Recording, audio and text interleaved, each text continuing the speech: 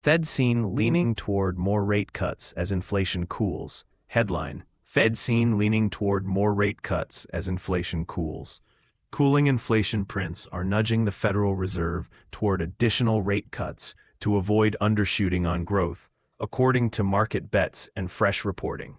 Futures pricing now implies a higher probability of at least one more 25 BPS cut by year-end as September inflation came in softer than expected, giving policymakers room to ease without reigniting price pressures. Chair Jerome Powell has signaled a data-dependent path, but with the labor market loosening at the margins and real rates still restrictive, doves argue the Fed can trim while keeping a lid on demand.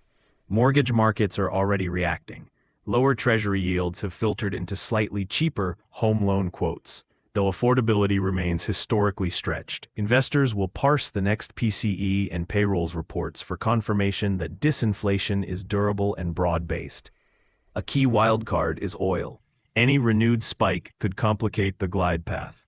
For households, incremental cuts won't transform monthly budgets overnight, but they can reduce borrowing costs for credit cards, autos, and adjustable-rate mortgages.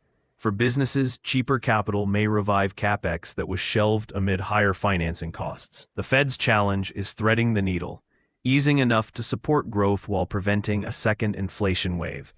Markets, for now, are betting the balance tips toward a gentle easing cycle into early 2026.